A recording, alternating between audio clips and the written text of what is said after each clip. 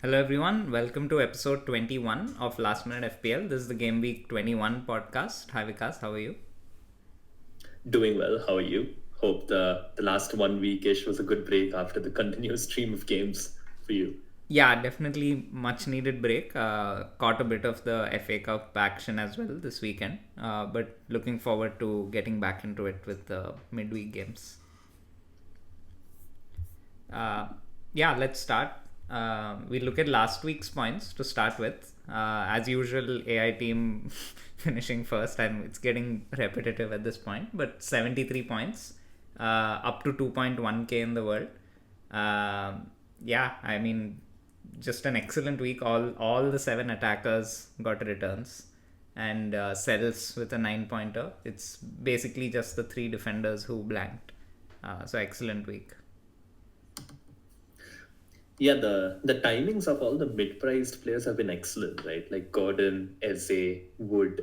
I think that's been also a huge part of the AI team doing well, which is timing and getting the right players, not only at the premium price point, but also these mid-range price points were done really well, for the team, and it just continues on and on. Yeah, and this week, for example, its two transfers were to get Wood and Pedro in, and both scored 17 points between them. And like the premiums, it's kind of kept constant, right? With Salah, Palmer, and Isak has also been there for a while now. So yeah, I think the rotation of the mid-price, like you said, has been really working out well. But yeah, nothing much more to say. Let's see how high this can go. I think the blanks and the doubles will be a key, because there can be high variance there with the chip usage. So that can really either boost or hinder its finish. Agree. Yeah, there's still a long way to go, but I mean this is such a promising start. If you look at ceiling, then I mean anything's possible really. Yeah. Let's look at your team. You had a really nice week. I think the Haaland captaincy finally paying off, with Salah not doing all that well, and you own Salah as well. So 70 points in total, up to 2.8 million. How does it feel? From the overall rank perspective, don't really care. It's still down in the dumps, but very satisfied about Haaland actually coming through, because this was one of the games that he had to do well. But even then, like what is interesting is there's not too much of a difference between teams who don't have Haaland, even though Haaland did really well. It's maximum maybe 5-10 points, which is kind of also shows what we already know, that all the other players are all also doing well. Like the difference, even when Haaland does well, maybe like 5-6 points, and not is still not very painful. It's still incremental rank increase as compared to like a major jump, but still I'll take it. It's still a good week. Yeah, I think this was as good as it could have gotten. Like it's probably been a while since Haaland captaincy has clearly outperformed all the other premiums, and he looked really good also. He looked very confident, especially his second goal. Yeah, I think it's 2 games in a row where he's looked good now. Three games. 2 games actually. Hoping that the next 2-3 games where I'll own him, he just continues that progression, because the top 2 million. Yeah, and what's interesting with Haaland is that I was looking at his stats while doing the AI team walkthrough that I did a couple of days ago, and in the his stats are amazing actually. Like in the last 15 game weeks, he has 13 goals, and like 12 xg, which is pretty much what you'd expect from him. Maybe the start of the season made it feel it's skewed a lot. Yeah, true. But yeah, I mean, he's still doing well overall. He's getting around us 1 xg per game, getting 1 goal a game, and I think with the good fixtures, it's definitely a good option again. You don't need to get rid of him. Moving on to my team, not such a good week for me. It feels like a long time ago, so I don't remember the intricacies of it. But 59 points, I went down about 100,000 places, down to 797k. I again, like you said, from overall rank perspective, I'm not too bothered unless I'm making steady gains. As long as I'm in the top 1 million, it's not doesn't really feel like much of a difference. Where I really didn't get points was the double Arsenal defense blanking. Martinelli was also brought on. Um, Yeah. and where I did get points were the strikers. Solanke getting 9 points was great. He could have had another goal as well. And Pedro scoring against Arsenal. I'm glad that Rogers was suspended and I didn't bench Pedro. It would have been the second time in the season against Arsenal. Semenyo as well. He, I think, had a disallowed goal and hit the post against Everton. And now he has tough fixtures. So, pretty disappointed with how that turned out. And yeah, Trent was also a big disappointment. He didn't play well. And with Bradley being an option, maybe Slot could make a point because Trent is distracted with transfer rumors. And you never know if he's as nailed as he was before. So that's a concern. Yeah, overall still a decent week, honestly. Like even though there are so many players that you had, expensive players that didn't do well, like Trent's, you still have got 60 points close to. Um, that shows like because you can spread that money around, the base that you can achieve is just much higher than teams like mine, where if few players don't click, then it's just going to be down in the dumps. Type of score. Yeah, but slightly below average for sure because of the red arrow. It means that other managers did even better. So slightly under par, but it's fine. I mean, last few weeks have been good gains, so I'll take it. Let's now take a look at the mini league standings quickly. Now we have some new entrants into the mini league, so we'll actually have to scroll the table to look at everyone.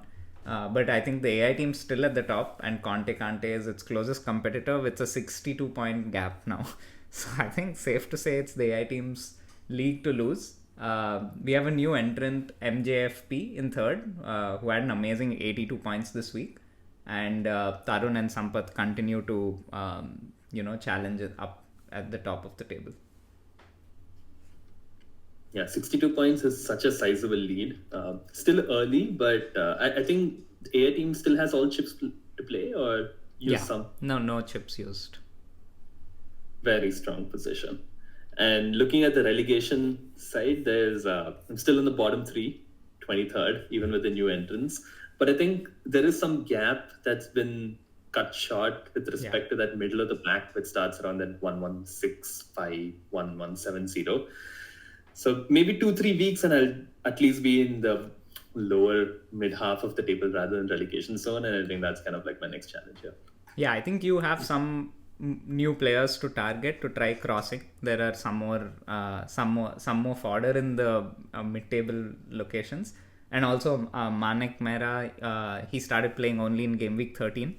So that allows Hashdeep to not be last anymore, even though he's... And shout out to Hashdeep. He's got the highest points this week in the entire league, 83 points. I think his dead team with Mbuemo and Haaland captain did really well. So, yeah. Yeah, and I'm stuck right in the middle of the table, but given how the season started, I'm pretty happy to see that. Yeah, I think you're right in the mix. You can really kick on, especially with chip usage still to play, and this you're right in the mix, at least for a top 4 finish, I think. Cool. Let's now look at the last week games. Some really exciting games. I think I can get started with the Liverpool United game. United were a big surprise. They played very well. They could have even won the game. Maguire missing a great chance in the 96th minute.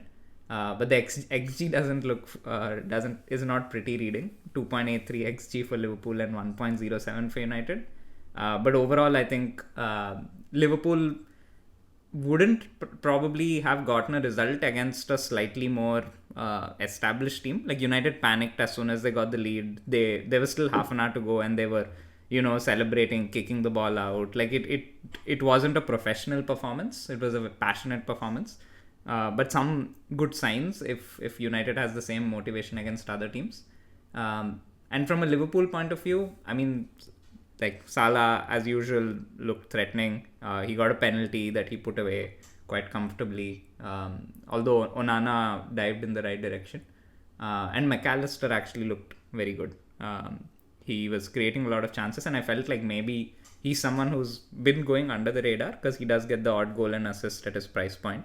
So once the double game weeks come, maybe he's an option if you can't get to if you don't want to risk one of the attacking rotation options and you don't want to go double defense. I think he could be a decent option. Yeah, I can briefly go with the Crystal Palace Chelsea game. I think it's more to the same from Chelsea, where they were creating chances but not really taking them. And I wouldn't say it's also more of creating clear-cut chances. It's just very sloppy in the final third in terms of getting it off. Jackson missed a few chances, and they were punished towards the end. I think it was a late equalizer, and Palace took their chance. It was always coming. I think, especially at home, not taking your chances. It seemed like a game that was headed towards like a draw or maybe in a defeat. The good news, though, from Chelsea's perspective is Lavia and Reece James are back. They also played midweek, and I think Lavia especially is going to make a big difference because, I mean, the sum coincided big time with him going out of the team, and he's really, really needed from that defensive stability perspective and also to push Enzo more in front. So maybe with Lavia coming back, I do think that it's possible that form does turn a bit. Yeah, and I think a recurring theme for Chelsea this last few games has been conceding late goals. Because I've noticed that Sanchez is on clean sheet and bonus a lot of almost every game in the last few, and they seem to have that lapse of concentration towards the end, which they were pretty good at, maintaining leads earlier on in the season that allowed that consistent run. So it'll be interesting to see if they'll go back to that now that games are not going to be twice or thrice a week. The other game I watched was the Spurs Newcastle game. Because I owned both Solanke and Isak, I was hoping to see a lot of goals.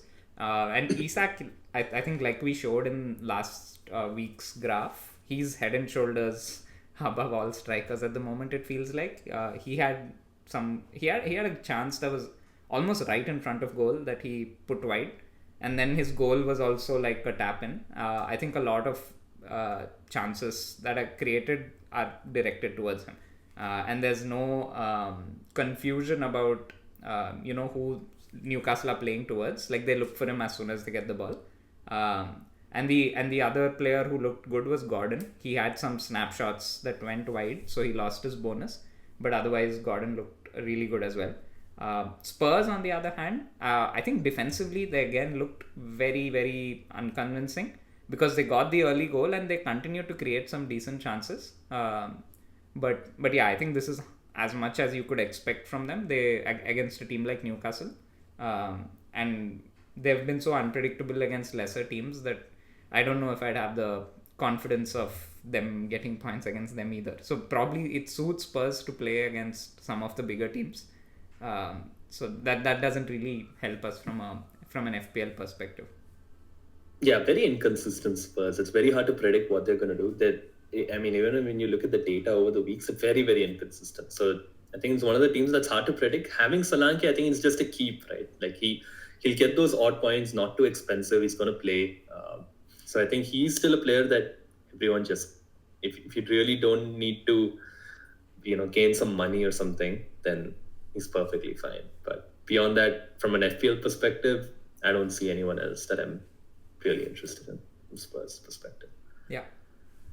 Any other shout out to Southampton Brentford final. Southampton are pretty terrible. I think we just spoke about them as being pretty bad last podcast. Brentford ranking up 4.46 in XG. Mbuemo with a ridiculous 19-point haul. Not something I expected. I mean, sure, like Brentford winning against Southampton in final, it's an incredible result. And Mbuemo again showing that what a player, like what a season and really high ceiling as well. Someone who, I don't know, it's slight regret in getting him out. Yeah. Yeah, definitely. And I mean, he's in the running for the Golden Boot now. Like, it's very unprecedented. And yeah, he's on par with players like Salah, Palmer, and Saka when it comes to a lot of the stats. So yeah, definitely some seller's remorse there. And now, like, I mean, if he continues this kind of form, he's still very cheap. So I think maybe I'll look to get him in once the fixtures look good again. But for now, I think if you don't have him, if you have him, like very lucky, and you should definitely keep him, no matter what the fixtures. But if you don't have him, maybe now's not necessarily the time to get him in. Any other game that you want to talk about? Nothing in particular. Arsenal dropping points again. I mean, Brighton are looking better. I think we'll go into the data, but Brighton are looking better and better. Pretty disappointing over the last few weeks, but there are signs for improvement, and I think that augurs well for people who have Petro, for example. And the fixtures don't look too bad either. So that's an encouraging sign from kind of that game. Cool. Okay, let's move on to the next week's games. So game week 21 is a midweek set of games. A lot of the teams just played FA Cup this weekend, where the first choice team was basically rotated. So I mean, I wouldn't be expecting any rotation here like we saw in December. Or do you any games that stand out for you here? The one game that I'm kind of worried about as a person who has Haaland and thinking of captaining Haaland is Newcastle Wolves, because Wolves' defensive data doesn't look great of late, and Newcastle, again, they're playing really well. And with Isak in the form he is, I think for me, he seems like the standout option in terms of captaincy this week, ahead of Salah. So that's a game that I am worried about if I'm not going for a captain Isak. Yeah, I think that makes sense. Salah has Nottingham Forest away, which is not at all an easy game. Forest have been keeping up their excellent defensive stats all through the season. Yeah, I think there are a few games here that stand out in terms of captaincy opportunities, but Isak against Wolves at home is definitely the prime fixture out of them all. Given how Wolves have been defensively suspect, as well as Newcastle have just been free flowing. Like, we'll come to it later when we see the team stats, but they've been rising up the table very aggressively in the attacking stats. The other game that on paper should be a big thrashing is the United Southampton game. I know United are a mid-table team now and everything, but Southampton are just very poor. I mean, conceding over 4 xg against Brentford at home, you would expect United to score at least 3 goals, which makes bringing in someone like a Bruno little tempting. But I'm trying to stick to my rule of not getting any United players, although I do have a midfield transfer to make. And the other game that's interesting is, of course, the City Brentford game. And I think for someone like you, this is probably that one last opportunity to go for Haaland captain. Yeah, I think this is going to be a difficult game for City, because Brentford are a good team, and if I was not catching up or something, I would not captain Haaland in this. I would go with Isak. So yeah, I do expect this to be difficult, but City are improving, and Haaland is getting around 1 xg per game, and he's getting better. So if he's able to convert that, then at least expect a goal from Haaland, which is okay with the captaincy. So when I think of it, that captaincy, but I don't feel as confident compared to the previous weeks. That's fair. And what about Forest Liverpool? How do you see that game going? Like, Liverpool have been in really good attacking form, but Forest have been defensively solid, and there's also an away game from Liverpool where they actually lost to Forest at home. So do you see it being a low scoring game, or do you feel like Liverpool could turn it on? On paper, it should be not a high scoring game, because there are two good defenses, with Liverpool having slightly better attack. So maybe a slight 1-0 or a 2-1 type of victory. Yeah, but on paper, it should be a tough game. I would not want to gamble on Salah for this game with Isak playing Wolves. Yeah, I think with Liverpool, there is an element of unpredictability where they could go off against any team. But yeah, I think with Isak playing Wolves, I think captaincy is kind of open. I'm even considering Palmer against Bournemouth. I know Bournemouth also have been fairly decent defensively, but I feel this is a 1 week where captaincy decisions will be split. Isak will definitely be the favorite, but it could be a chance to like Palmer got 1 goal and he got 10 points. So that's something that I feel is very possible. So it's something on my mind as well. Agree. Yeah. Cool. The Manchester United Southampton game, like you said, I think this is the game that I'll look forward to a lot as well, because United's attacking data is not great. But if they're able to turn it around in this game, then they become interesting as a team, because then you know that it's a deep. On paper, they're a good attack, but they've not shown that so far. But if they can really, score those 3 goals that you said, then they become an interesting team, at least to target against some of the weaker defenses. Yeah, and I think, United's next 4 fixtures on paper are decent, but they're not easy. Other than the Southampton game, they're kind of middling teams like Fulham or Palace, who have been doing fairly decently defensively. So I don't know if it's worth bringing in someone like a Bruno just for this week. Maybe there are better options like Eze or Sarr or Gordon, but for this single game week, I think Bruno's a great option. Agree. Cool. Let's look at the team attacking data now. It's been around a month since we looked at this table, and usually it's always insightful for me because this is the table which I think gives you that helicopter view of the season, and it's always interesting to see how things have changed since we last looked at it. So first thing that stands out to me is Liverpool are clear first when it comes to attack with 2.2 xg per 90, and City have dropped all the way to 5th with 1.8. And Newcastle are basically the same as City now, which is insane, right? Like, because Newcastle were in the bottom half just a month ago, which shows how much they've actually created in the last 1 month. Spurs have seen a drop as well to 1.8ish. They were also above 2. Chelsea have maintained their 2xg, and Bournemouth, interestingly, have maintained their 2xg. Yeah, the real standout here, like you said, is Newcastle, and I think we showed it last week as well. They have had a phenomenal last five weeks, but the question is whether they can kind of maintain that moving forward. What is the past may not always continue. So that's similar. So we all have Newcastle right now, but it can turn. It can turn at any point in time. But right now, I think they are the standout team along with Liverpool, and it shows in terms of this helicopter view itself. Yeah, and I think Bournemouth will be a tough game. Like it shows here in the data, and I do expect a tough game. I was a bit surprised with the odds there because Chelsea also don't have a really great record against Bournemouth. I think that'll be a tough game. Yeah, and I think if we look at the teams that are really bad in attack, like teams that you would want to target for a clean sheet, maybe it's basically Everton, Leicester, Ipswich, and Southampton. And one thing I wanted to say about Newcastle attack is that the next 4 games are also really good on paper.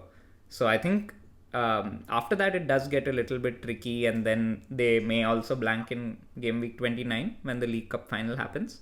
But I think for now they're still buys for me, like Isak, Gordon, and maybe even Murphy in attack. I think they're all still going to score points in the next 4 games. Agree. Yeah, there's no reason to doubt Newcastle anytime soon. And also, if you look at a team like United, who we are considering for the Southampton game, they are still languishing in the bottom half at 1.4 xg. So I think, let's say when United play teams like Fulham or Palace or Bournemouth, I don't think that they're as exciting to target. They're still, they've been in that 11th to 14th place consistently through the season, and like they're even behind West Ham, and that's pretty. The surprising thing here when you look at the worst attacks is Forest. Also, they're 15th, which is crazy for a team that are 3rd in the league, which just shows like but the very clinical. Wood is very, very clinical, and they're winning through defense. I think another reason why I'm nervous about Salah, because not Forest are a very good defense, and that's why they're 3rd. Yeah, if you look at the goals per game, it's still around 1.4, which isn't usually high enough to see you finishing 3rd.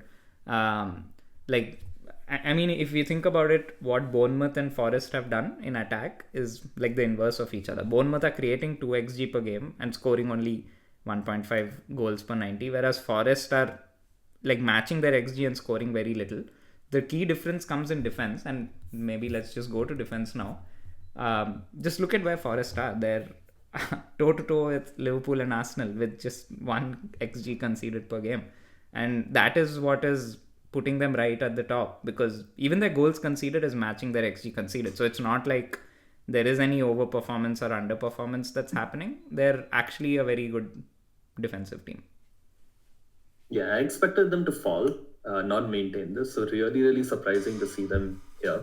And yeah, it's a missed opportunity. It's a missed opportunity in the first half of the season, not getting Forest defense. And even, yeah, more than Wood, Forest defense has been a backup.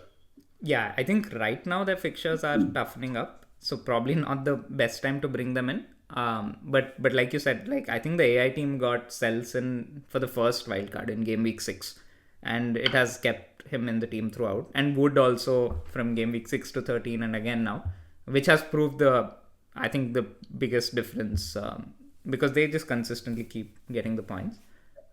But other than Forest, Liverpool and Arsenal have been at the top throughout the season. The biggest changes for me are Newcastle making their way up to 4th, because they were in the bottom half in this table as well. So both attacking and defensively, they've just become a top team. And the biggest slump that we see is from Man City, going down all the way to 9th. If you remember, they were right at the top of the table for a long time. So yeah, that's another big drop. Yeah, and from worst defenses, I think we're seeing Tottenham in 16th, which kind of shows us what we've been discussing over the past few weeks. United and Chelsea also now in the bottom half. Yeah, United Chelsea. Yeah, United were in the top half, right? I think at least like a month back, and they've just been deteriorating, I guess. I think United were somewhere 11th-ish, 10th to 14th-ish, but Chelsea, I think, have seen a significant drop. They were in the top 6 at least. And Spurs also have seen a pretty terrible drop. And then Southampton with 2.36 xg per 90. That is quite terrible. Like it's averaging 2.3 xg conceded is quite bad. And West Ham have also dropped a fair bit here. Wolves are the team that have gone up slightly. So it's Southampton, Ipswich and Leicester are still the teams to target. Yeah, I agree. Yeah, very surprising to see Tottenham there. I still don't feel comfortable targeting them unless they're like a top team playing Tottenham. But the data does show that, even say, for example, like a Bournemouth plays Tottenham, it's good. It's a good time. You don't think of benching some in that game. Yeah, I have Martinelli playing against Tottenham this week. Probably a good hold, because he did play the whole 90 minutes today. But yeah, I don't think you should be selling attackers before they play Spurs. Okay. Cool.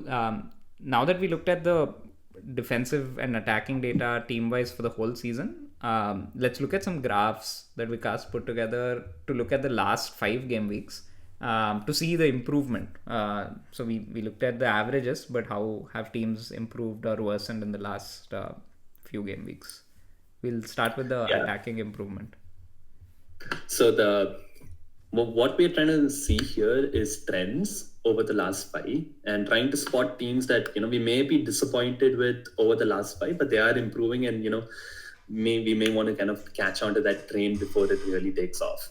Kind of like what Newcastle did. Like jumping on Newcastle early would have yielded a lot of points, and that's kind of the motivation here.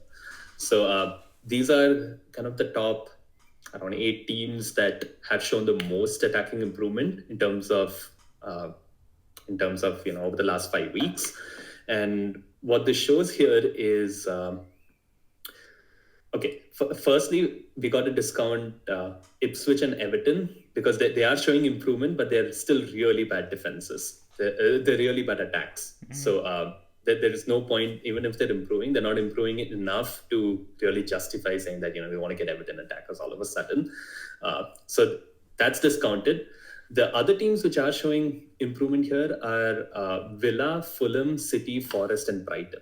So if you look at the graph here, they're all teams that have trended upwards from 16 to 20 throughout, and it's very clear in terms of the progression. They were averaging about anywhere between zero point 0.3 to 1.3 in terms of XG, and as you look at the trends, they move up to somewhere between 1.3 to 2.2.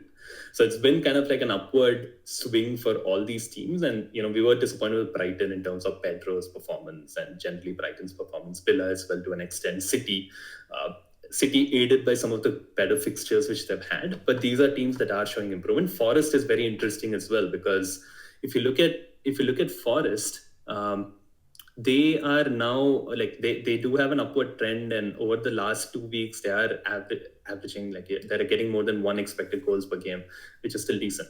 So they are that with Forest's fixtures a little bit easing up, would I think it's very encouraging even from a data perspective to get Forest. So from my perspective, I'm very happy in terms of owning João Pedro, looking at this, assuming the injury is all right, and also Rodgers from Villa, because Pedro's already been getting points, but given that Brighton are improving, I can expect more from him. Yeah, I think this is a nice view. I think this, along with looking at the fixtures, can tell us which teams look likely to, really let loose and score a lot of goals. Let's move on to the deterioration. And I am not liking the team that I'm seeing right at the top. Yeah, Man United, they have the worst deterioration in terms of how their attack has shaped up over the last few weeks. They were kind of going at around like 2+ in terms of expected goals, and they've sharply dropped over the last even 4 weeks. 3 weeks they've averaged like less than 1 expected goals per game. And it's dropping. So, and it's also showing in terms of the results, which are not so great. So that's why I think that Southampton game is really critical to see whether they can arrest that trend in terms of how their attack has been performing. Because if they do really go off against Southampton, then that's a different story. Then we know that Man United, they have a good attack. They just maybe like you were a bit unlucky to fixture congestion. There were other reasons due to the slump. The other teams that do have a slump over the last 5 in terms of attacking data are West Ham, Tottenham, Arsenal, Chelsea, and Palace. Palace is very interesting because we do have Palace players I got Palace players for their good fixtures, and the data is not very encouraging over the last 2, but still no reason to sell because it could go up over the next 4 or 5.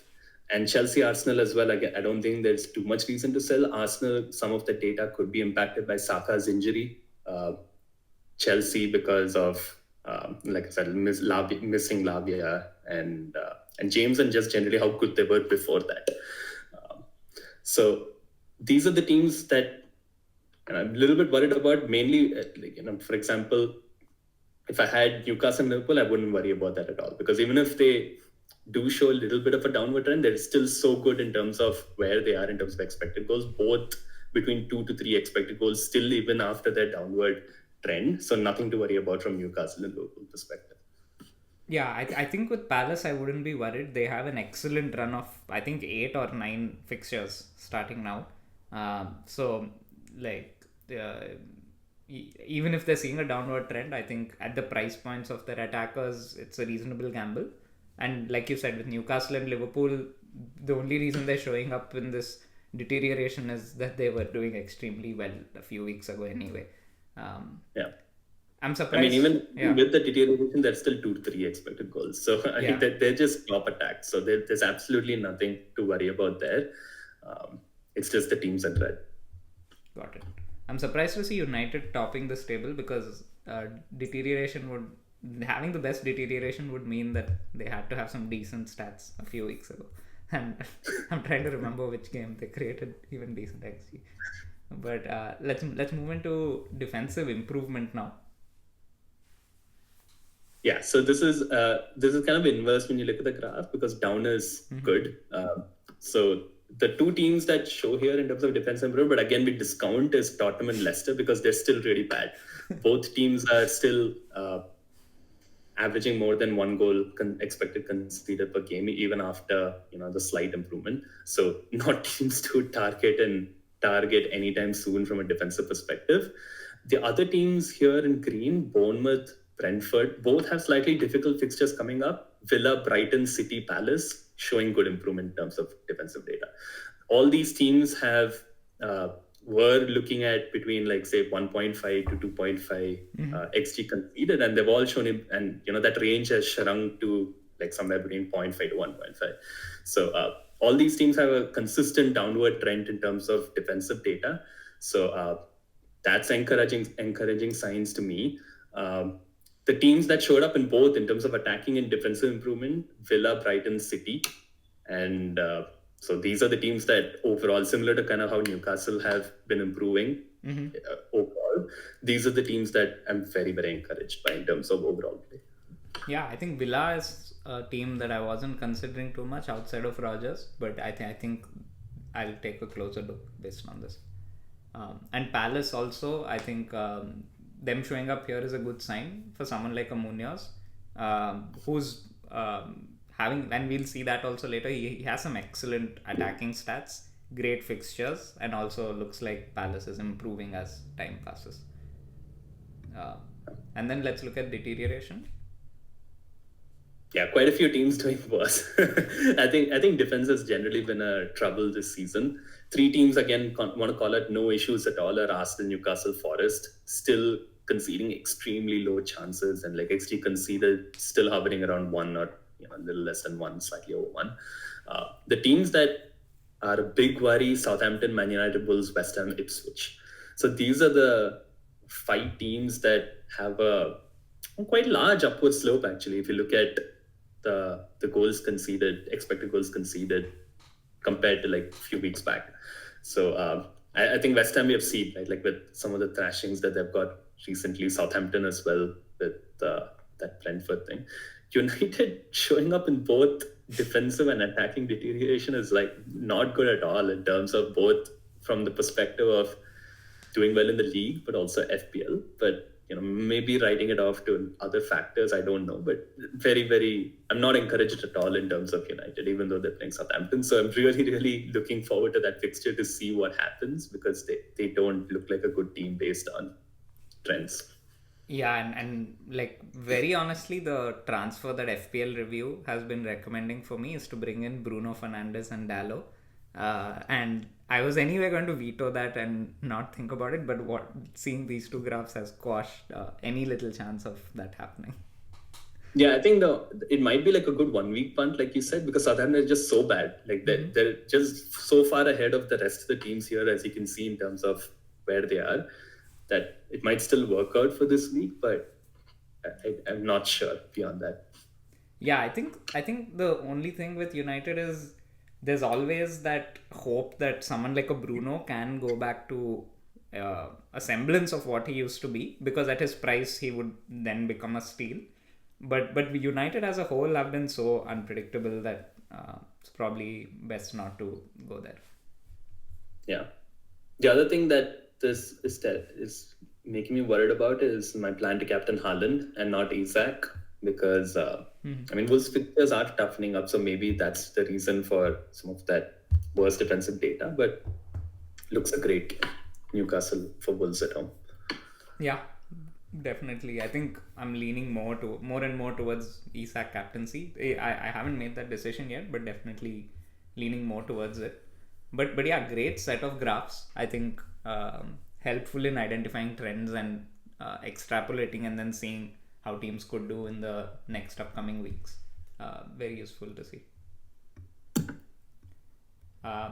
Let's look at the fixture ticker now to see which teams are the ones which have easy fixtures and which teams are the ones whose players we should get rid of. And right at the top is Palace. I think a lot of transfers in for players like Munoz, Sarr, and Eze doing well after coming back. And Fulham as well, right at the top. I think Muniz got injured, or he's gonna miss 2 games. So I think for a couple of games, Jimenez should be nailed. And Southampton, let's just ignore that. United, again, we spoke about them, but on paper, they do have good fixtures. And the other team that I think still have excellent fixtures are Newcastle. The next four on paper look really exciting from both attack and defense. Yeah, agree. I think if I'm looking here based on kind of also what we've discussed previously, the teams that I'm looking at here are Palace definitely because of being top of the ticker, really good fixtures, Fulham as well, top two. And then beyond that, I think Villa and Brighton, I think we spoke about how they're becoming better, and they do have some good fixtures as well. Everton, West Ham, Wolves, Ipswich for Villa, pretty good. They're really good fixtures. Brighton as well with Ipswich, United, given kind of what we've discussed, Everton, Forest, Chelsea. Forest is not that difficult. Chelsea is not bad. So these four teams, I'm pretty encouraged. Seriously considering Villa and Brighton, try to see whether I can gain something there. Forest, maybe one week down the line is another team that I'd look closer at. Makes sense. Any teams with tougher fixtures you think we should look to move out soon? The big elephant in the room here is City and Haaland.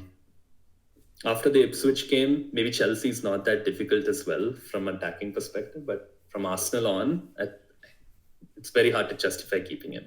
So 24 is the time that I think I'll move away for sure from Haaland, unless he does something exceptional over the next 2-3, which prompts me to keep him. City I think is the one team that if you still own Haaland, I think that's the end. It's hard to justify keeping him on beyond 24. Yeah, I think probably Gameweek 22 is a good last game to have him against Ipswich, and maybe against Chelsea you could spread those funds. And especially because the double game weeks could start coming in, and maybe you'd want to move that money to someone like a Trent or some Liverpool player if game week 24 or 25 I think will be the double. So that could be a good and maybe a good time to use some of those funds for the assistant managership, because exactly. you do need fund release for that. Yeah, I think you're in great position for that. Whenever you sell Haaland, you'll definitely have enough money to get whichever manager you want. And the other team I think it's time to get rid of is probably Bournemouth and Semenyo. I think a series of tough fixtures. The only blue that I see in the next four is Forest, and that's also not an easy game. And Spurs as well with Solanke, although it seems like he's just gonna be in my team forever. I keep finding other moves to make, and I'll probably have him at the end of this week as well. But yeah. Cool. The other team I would add is Wolves. But if you still, Cunha's still okay, but definitely Aït-Nouri or defenders, they gotta go. Makes sense. Cool. Let's now look at the position-wise projections. I think it's been a while since we took a look at this as well. But let's look at what the AI is projecting in terms of forwards. So Isak has gone ahead of Haaland now. Not by actually quite comfortably. Isak is almost 2.5 xg expected value more than Haaland. But it's not exciting reading below that. Cunha, Wissa, Raul, Pedro, Havertz, Wood seems a bit underwhelming, and this is exactly why although Solanke is not even in the top 10 here, I'm finding it a bit tough to justify moving Solanke on to someone.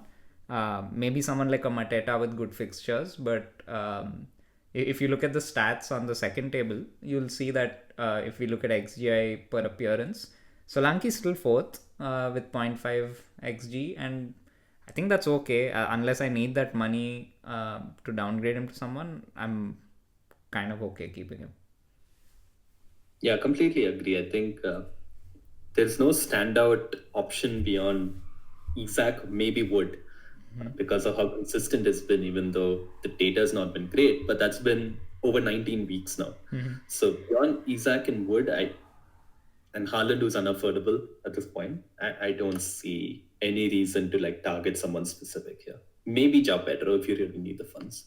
Yeah, I think Pedro at his price point is a clear stand out. There's no one who's less than 6 million. Maybe Jimenez, if he keeps his spot.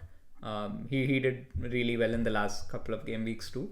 Watkins, I can't justify the price. The other player who I think we could see doing well in the next few weeks is Jackson. He's really underperformed in the last 4 game weeks. If you see overall, he's still outperforming his XG, so he has been finishing well across the season, but the last 4 game weeks he's been either very unlucky or not finishing well. And I think maybe wait till this midweek and weekend game happens so that you don't risk rotation. But I think at his price point and being a mainstay in the Chelsea attack, he's probably someone who's a good option. Agree, yeah. But maybe just wait and watch for a week or two because he has been missing chances, quite a few chances. And if there's ever going to be a time where Nkunku gets a start and a run of starts, it's probably going to be now or within the next week or two if he continues missing chances. Makes sense. And a couple of players who have been going under the radar of sorts. One is Wissa, because Mbuemo has been doing so well, but Wissa has been fairly consistent and like he's showing up both in projections and stats. And the other player is Vardy. He's kept up a very healthy half a goal per game, half a return per game. And at his price point, that's also great. Although, I mean, going for a Leicester player on purpose is a bit tough. It's kind of like picking Calvert-Lewin again. But I thought something to shout out even at this age. He's doing so well. Yeah. I've never got him, never considered getting him, but he's just always been there. Yeah. Doing cool. Let's move on to midfielders now. And I think in midfield there are a lot of options this week and in general. But let's just take a refresher on if we look at the second table, the statistics table, because we haven't taken a look at it for a while. Salah with more than 1 XGI per game now. And there's clear difference between Palmer and Saka in second and third. But Mbuemo, Gordon, Bruno, Son, Bowen, Semenyo, Foden all separated by only 0.07 XGI. And I'm sure there's some more midfielders close behind them. So really, it's almost like a pick based on fixtures, pick whoever you like. There's no clear standout. Probably the big surprise is Mbuemo and Gordon being so highly present in these tables. Yeah, good to see Bruno still there in sixth, even though United's attacking data not great. If you had Bruno, would you captain him versus Southampton? No, definitely not. I think that's just owning Bruno in itself is a big differential, and this table is also showing me that his returns have caught up to his XG data. Like he's got 0.58 returns for 0.52 XGI, which wasn't the case at all to start with. So he is doing fairly well. I think in the last 6 game weeks also he's behind only Salah and Palmer in points. Maybe Mbuemo would have crossed him now, but he's definitely an option. It's just my lack of trust in United and the availability of cheaper options like a Gordon or an Eze or maybe even a Sar, which is putting me against it. And if you look at the AI projections on the left, that seems to agree with me. Like Gordon and Mbuemo are ahead of Bruno. Although for this week, even for this week, Gordon is projected to get 5.64 points and Bruno only 5.4. I would save the money and go with a cheaper option. The other thing to note in the AI projections is Salah. AI still loves Salah. 8.35 Game Week 21, which is more than Isaac, more than Haaland. So wouldn't be surprised when we come to the teams that AI is still captain Salah for the next week. Yeah, and I think he's taken a bump in the points projected. Each week he's taking a higher and higher bump as his form keeps keeping up with his ridiculous stats. The AI team has captain Salah this week as well. Interesting people I saw in the projections and stats, someone like a Foden. He looks to have made some improvements in his statistics and numbers, although it's probably a bit too late to buy someone from City. And also interesting to see Murphy in this table in the top 10 midfielders.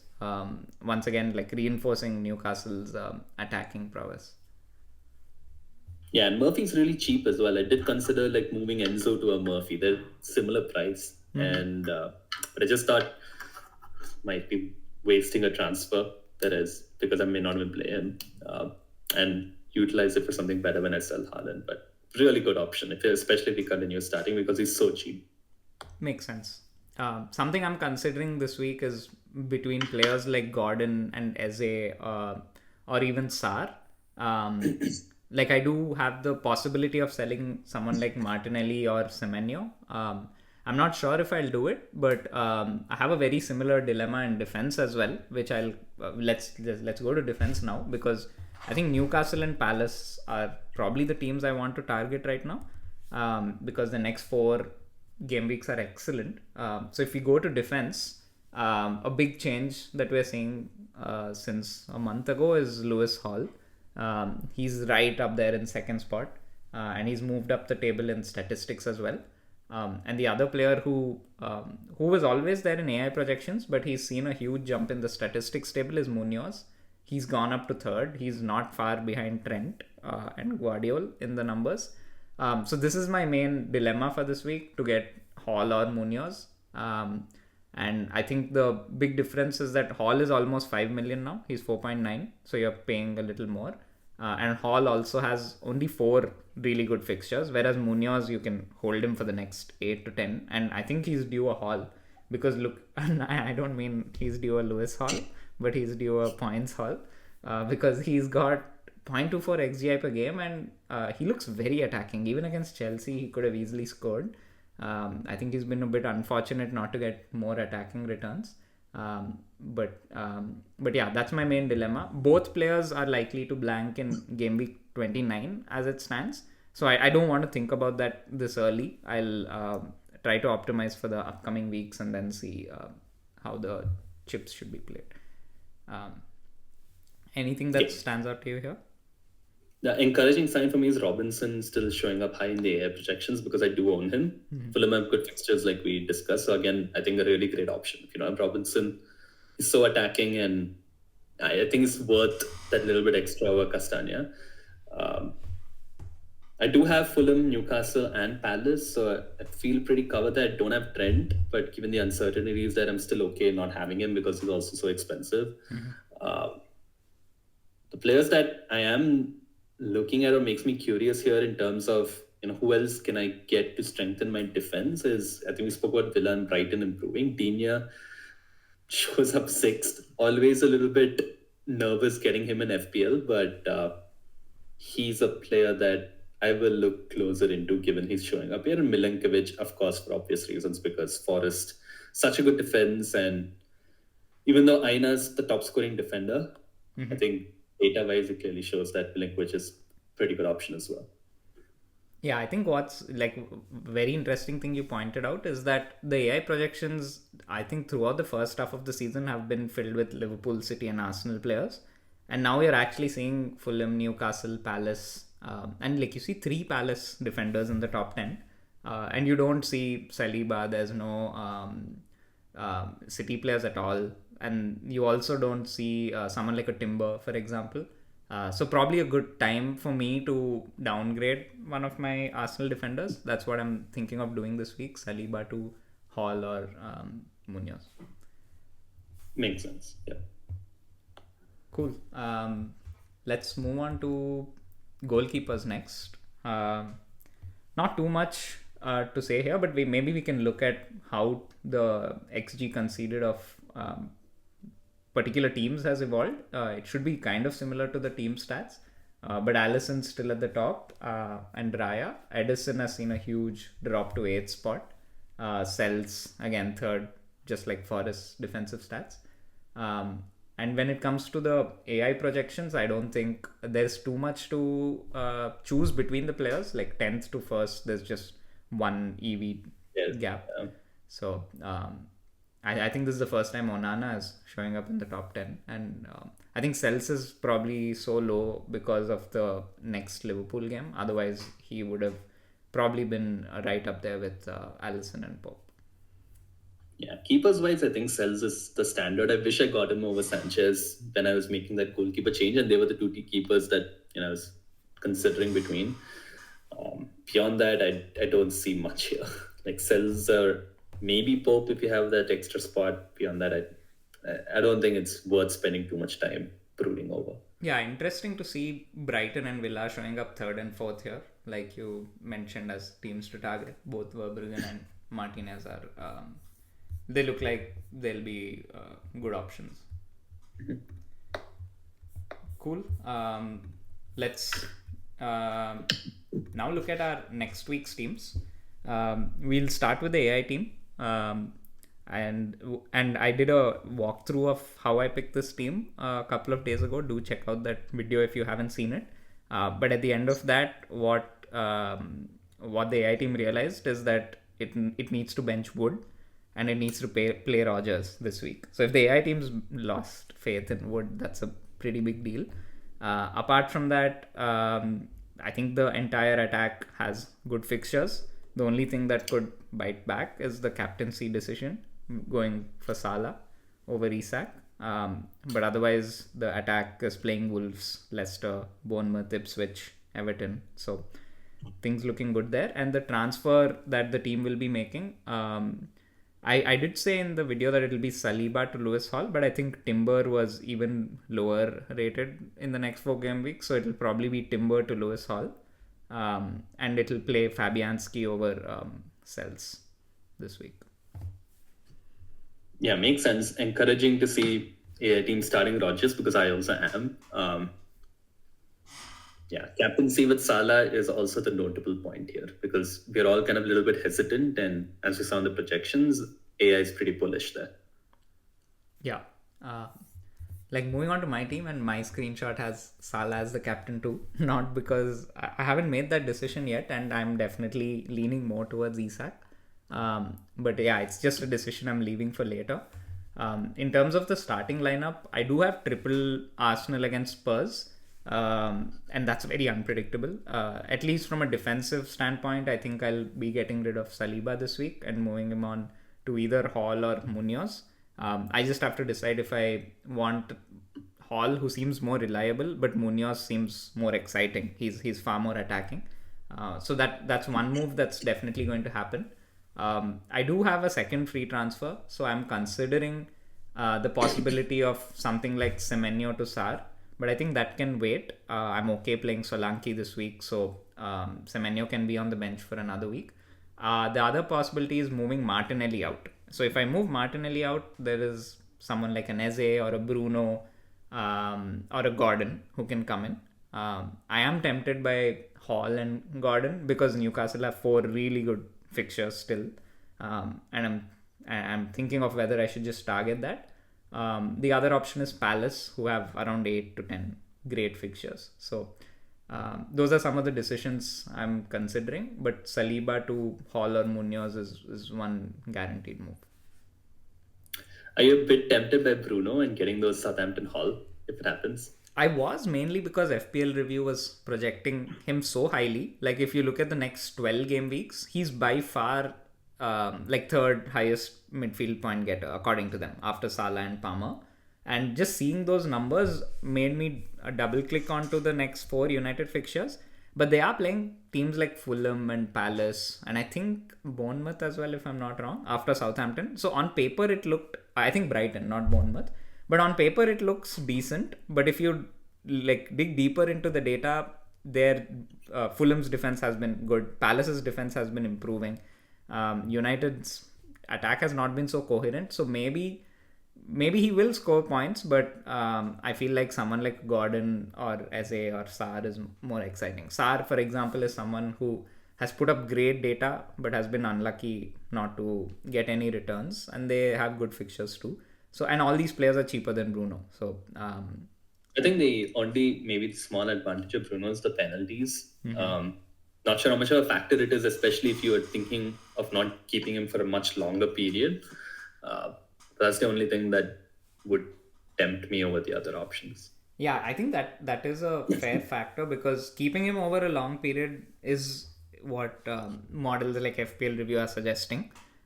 Because fixtures are fairly decent for United over a long period of time, except the odd tough fixture here and there. So Yeah, I think it's an option. I just again, like we discussed in game week 4 or 5, that's the rule I had kept for myself this season, and it's kind of working. Every time I went against going for a United player like Ahmad or Bruno recently when he got a red card, it has worked out well. So maybe I'll just continue doing that. Cool. Let's look at and I will be playing Henderson over Fabianski. I think Leicester is a more exciting clean sheet fixture, if you can call it that. Okay, let's move on to your team. Yeah, so I have Sanchez in goal, Munoz, Hall, and Robinson defense. I'm benching Timber. He's yellow flagged. I don't know even if he's starting whether I would play him over the 3. Not certain about that. But for now, Munoz, Hall, Robinson starting. Salah, Palmer, Rogers, Sarr, midfield benching Enzo because Chelsea they just look a little bit out of form. I expect this to be a tough game, and maybe Enzo plays deeper because Bournemouth are a good attack. So based on that, benching Enzo. Forwards, Pedro, Isak, and Haaland. Pedro yellow flag, but hopefully he's fit. Put out a tweet, I think, saying that scans look good. It would be really nice to have him play Ipswich away. Captaincy on Haaland at the moment, but really shaky. Might still go Isak, but I do want to stick with Haaland just to ride it out over the next 2 weeks, not considering Salah. Yeah, I think you should stick to Haaland and see how it goes because Brentford aren't a good defensive team and you have Ipswich next game. So as a block of fixtures, I think overall you will gain over other captainers.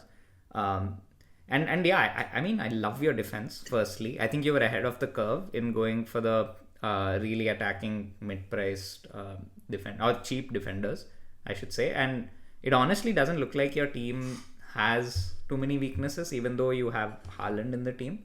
Because someone like a Sarr, Rogers, Pedro, and the 3 defenders, they're all, I think, really strong options. So I'm like a little terrified to see what you'll do once you sell Haaland and get that money to make upgrades. Yeah, the actual problem is like when I was making a few drafts and there's just too much money. Like if you sell Haaland with Saka not there, it's really difficult to see who to get. And even the players that you get at that slightly higher price point, they may not even be worth it over someone like a 5 million Sarr, 6 million Sarr. Yeah. It's very difficult actually. Yeah, but I think you've optimized your team really well given the funds that you have at your disposal. And yeah, this looks like it'll be a good week. Hopefully. Cool. That brings us to the end of this week's episode. Do like, share, and subscribe if you liked it. Join the mini league code that's at the bottom. Any last words, Vikas? Yeah, thank you all. Hope you all have a good week and we'll see you next time.